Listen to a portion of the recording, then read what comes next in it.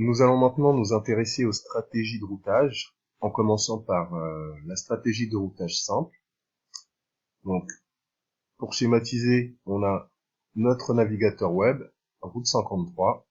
Notre navigateur web va faire une requête à route 53, et route 53 va faire correspondre notre le nom d'hôte que l'on demande à un type d'enregistrement A qui correspond à une IP 11 22 33 44. On utilise ce type de routage ce type de stratégie, lorsque l'on doit rediriger le trafic vers une ressource unique.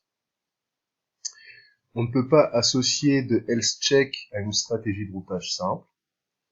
Et donc, du coup, si notre navigateur reçoit plusieurs réponses de la part de route 53, eh bien, il va prendre une des réponses de manière aléatoire. On va voir comment ça se passe dans route 53 directement. Du coup, dans route 53, on va créer donc une stratégie de routage simple. Suivant, on définit notre enregistrement. On va l'appeler simple routage.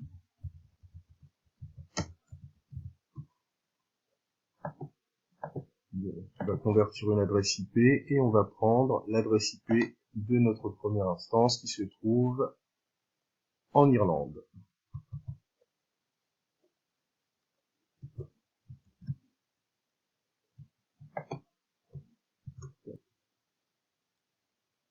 On va mettre un TTL à 60 secondes, un enregistrement de type A, on définit notre enregistrement et on le crée. L'enregistrement a bien été créé. On va pouvoir vérifier que cela fonctionne en se connectant sur le nom de domaine que l'on a saisi pour cet enregistrement. Simple routage.adam-form.com. Et donc on arrive sur notre instance qui se trouve en Irlande.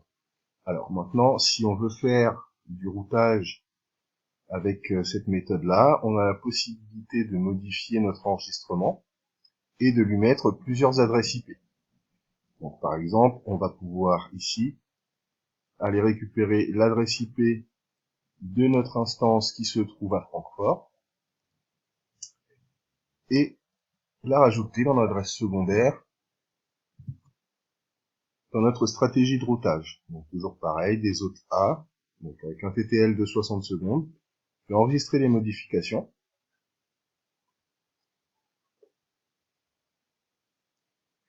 Et donc, maintenant qu'on a enregistré les modifications, on a une chance sur deux que pendant les 60 prochaines secondes, notre URL ici, enfin le message de nos instances soit modifié. Comme on peut le voir ici, je suis en EU West 1B, et si j'actualise ma page plusieurs fois, potentiellement je vais être redirigé sur EU Central 1C.